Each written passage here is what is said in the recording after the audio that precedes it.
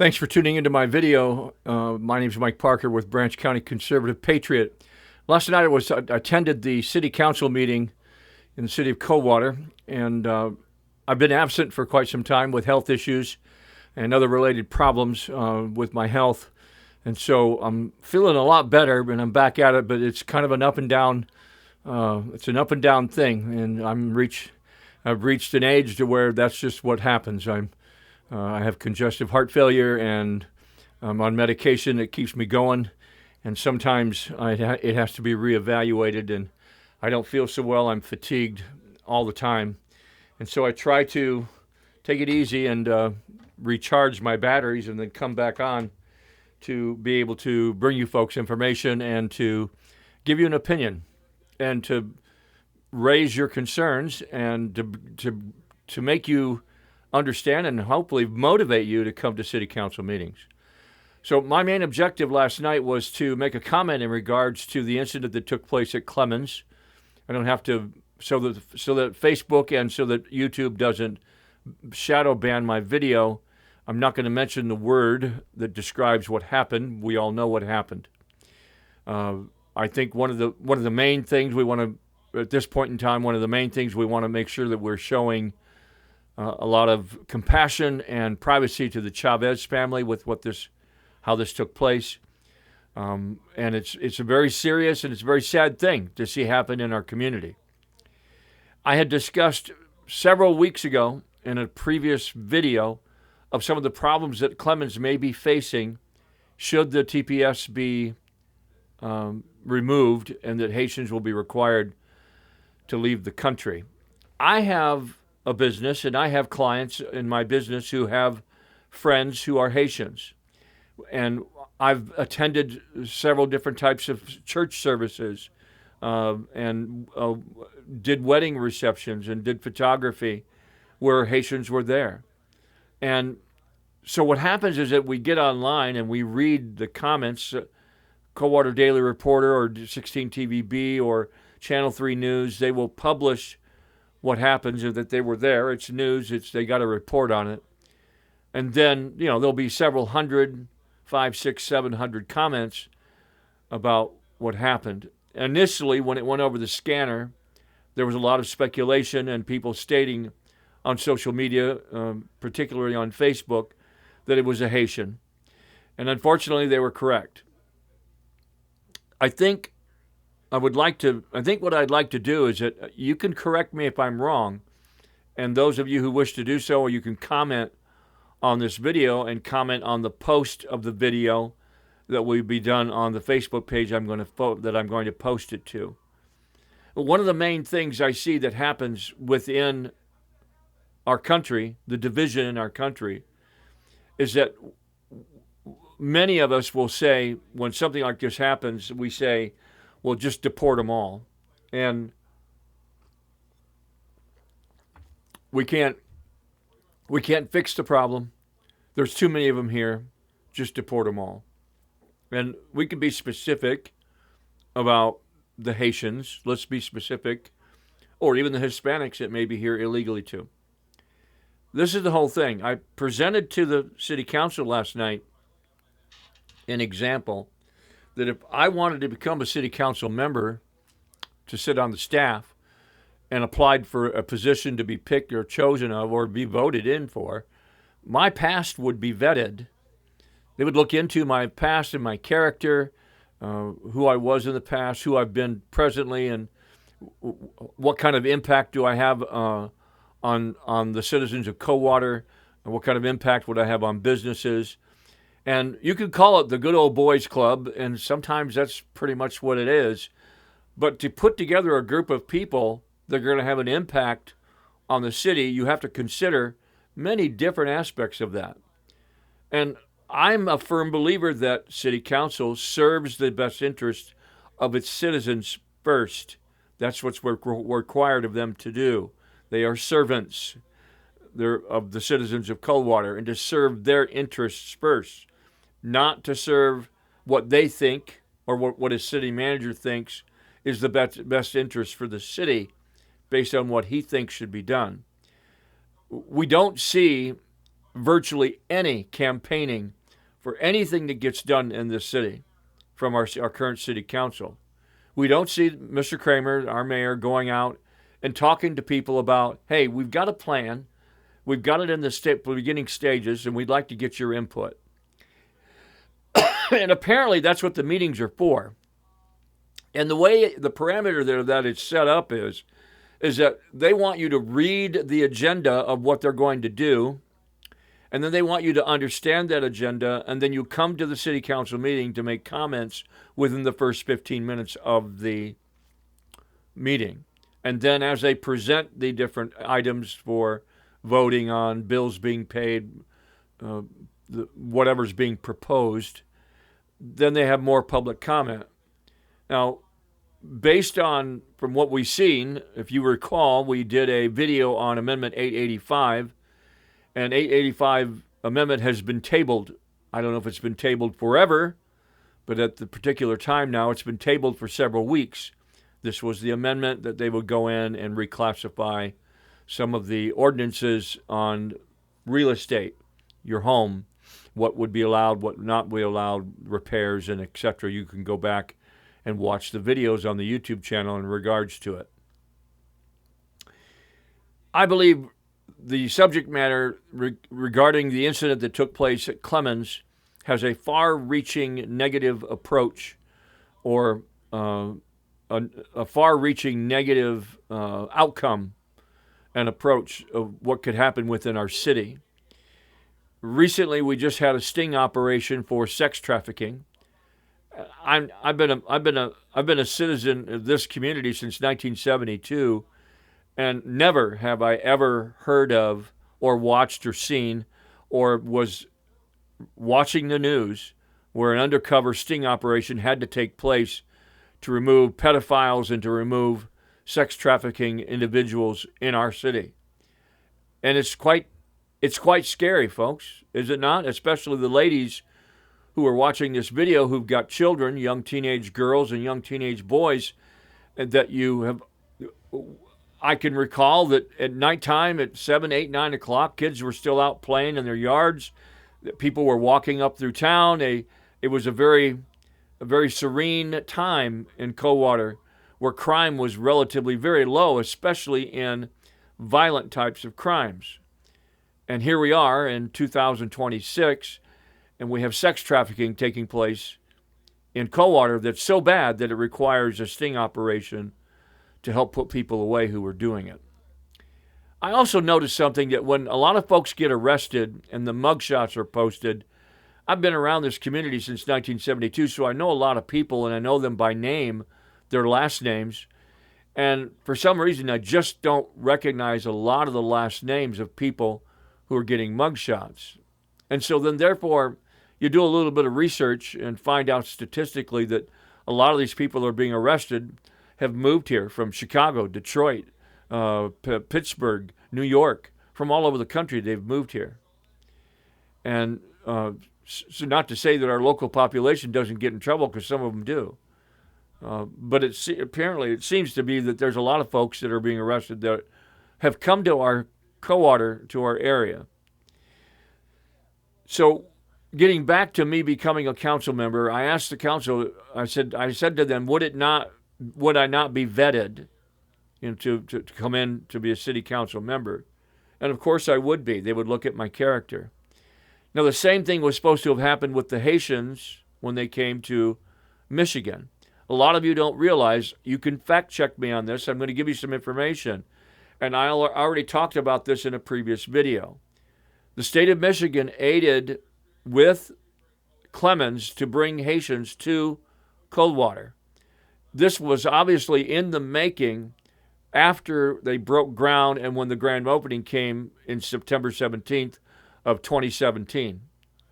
I believe it was the 17th. It might have been the 19th, but their grand opening was in 2017 in September. And so I'm looking at the time frame of then and now, nearly 10 years. And Mr. Kramer, in a video recently resurfaced, telling how proud he was to bring Clemens to Coldwater, and he should have been, and our community should have been, because of bringing that type of investment to the city is exciting. It's exciting for property tax collectors. It's exciting for businesses. It's exciting for landlords. It's exciting for a lot of people who make money having an additional 400 or 500 people come to Coldwater looking for a place to live after getting a job. And I don't think Clemens understood just how difficult it was to find a place to live, and as time moved on, started investing into their own communities. I recall listening to someone from the Chamber of Commerce back during one of the first Strawberry Fests that I filmed. And I was down at the Moose Lodge, or Elks Lodge, across from the donut shop on US 12. And they were doing a barbecue chicken event, and that's the reason why I was there.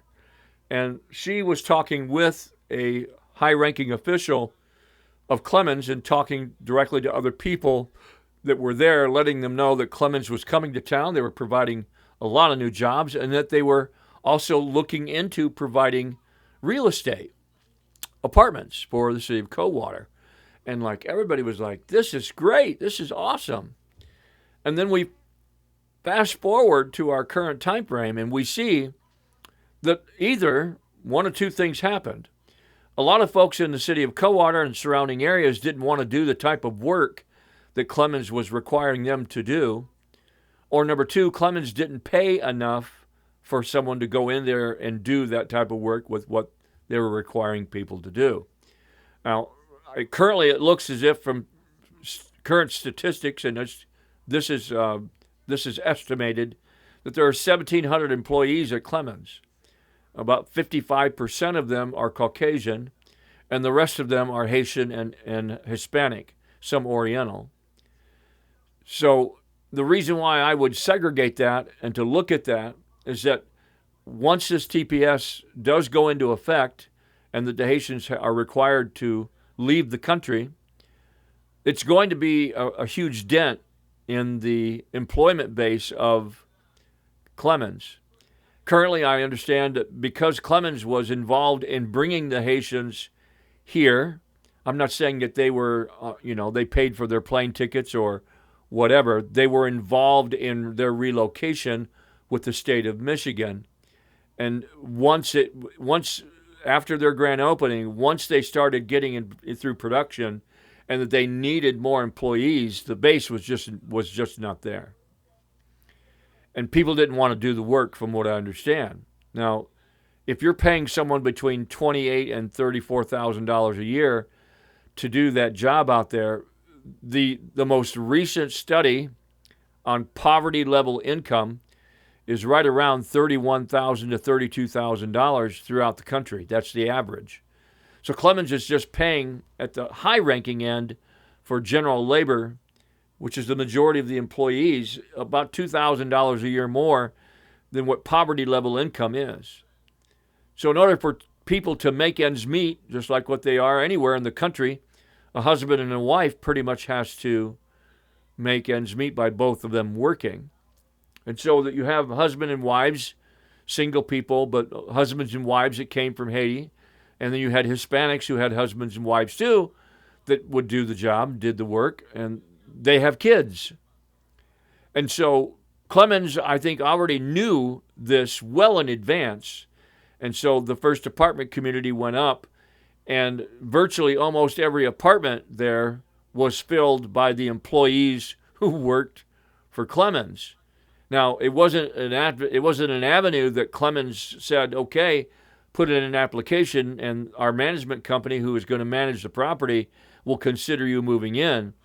It was a benefit to the employees at the time. Now, I don't know if they were offering that to anybody else who was a member of the Citizens of Coldwater, who were a member of the statistics of Caucasian, but they offered it to the Haitians and they offered it to the Hispanics.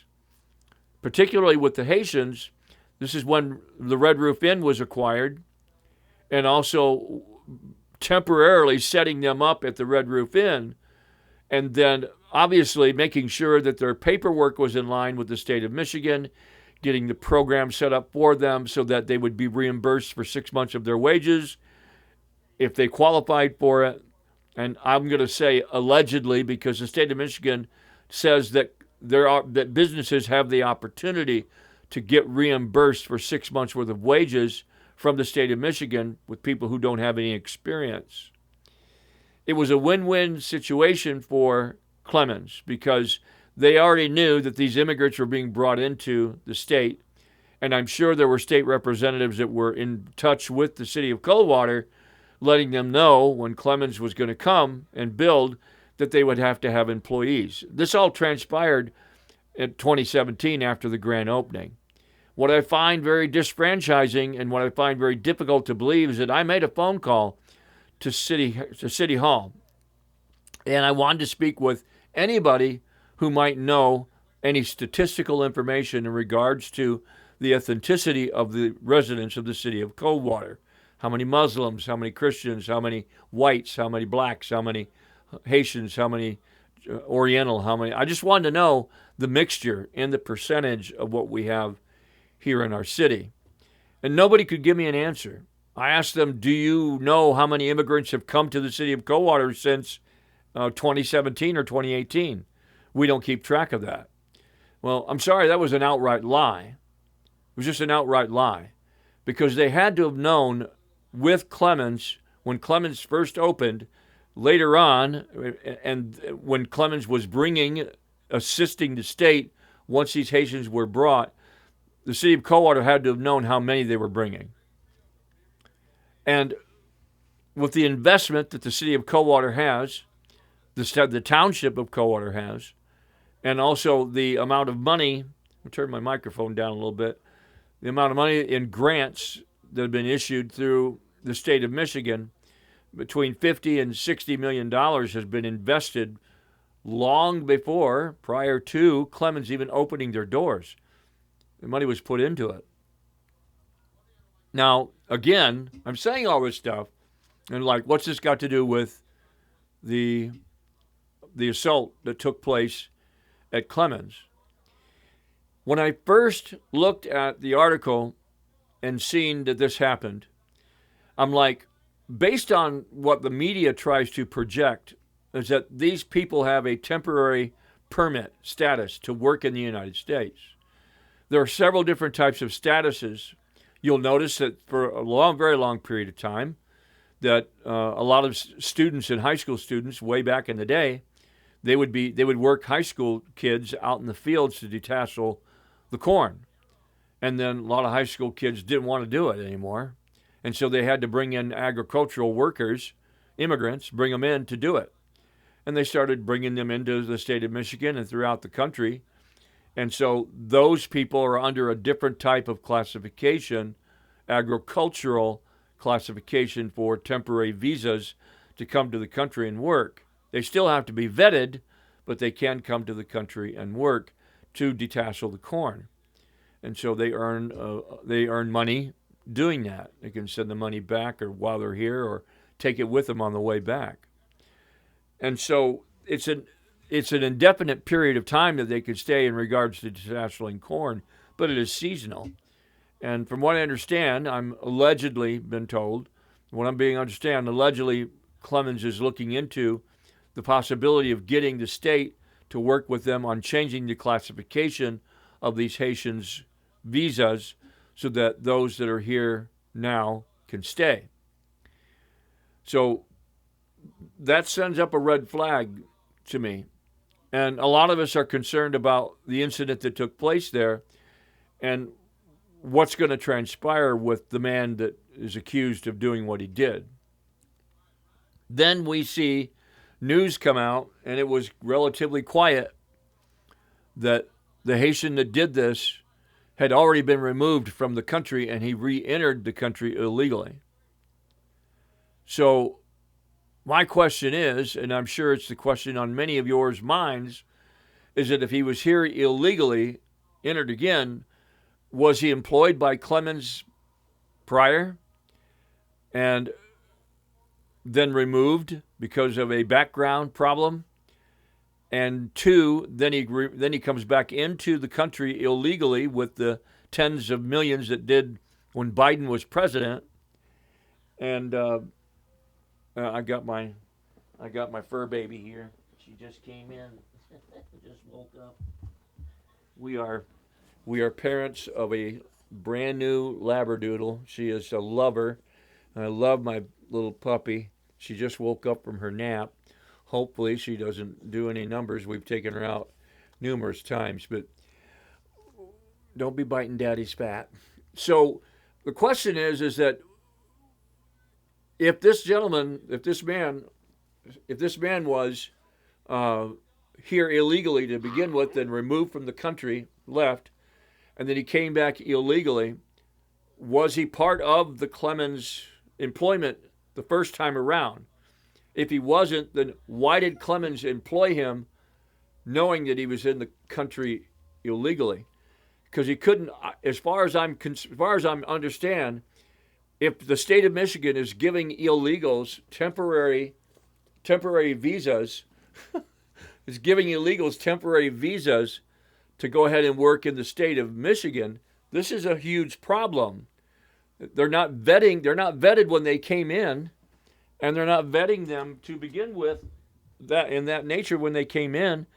And so why didn't Clemens know that he was an illegal? That's the whole thing. And then the bottom line is that how many others who are currently employed there are illegals, left the country, came back illegally. So it raises some huge concerns that we need to take a look at in this community. And unfortunately, the time that has passed since 2017, there's businesses that have been started, there's relationships that have been made, there are homes that have been purchased, there are cars that have been bought, there have been there are members of churches throughout our community, and all that's going to be uprooted, and it's going to hurt our economy, and it's going to cause default. And then, of course, Clemens is looking at a quagmire here, because they're going to have quite a few units open for these people who are leaving. And if they can't hire people to replace them, then they run the risk of being involved in a huge amount of loss of income in their apartments. So this really hits to home hard. And then the landlords that have come to the conclusion that since they can get $1,400 a month for a 2-bedroom apartment, because that's what Clemens was deducting out of their paycheck, then they raised the rent. What's going to happen? And then we have one more aspect of all of this, and that's the Marshall Battery Plant. Now that we have our Hispanic community in an uproar with what happened, and this gentleman being arrested and is being held in Branch County, numerous times there have been individuals who have been deported. What is our judge going to do about this individual? Is he just going to deport him and not be charged, or is he going to be charged and tried, and if he's found guilty, serve his time in Michigan and then be deported? These are things that need to be considered. So I made this video just for specific purposes of that, and I want your comments below. I want what you think needs to be done, especially what you think what happened once Clemens brings these folks out, what you think might happen, and then post your comments. Thanks for tuning in. I got to go get my dog.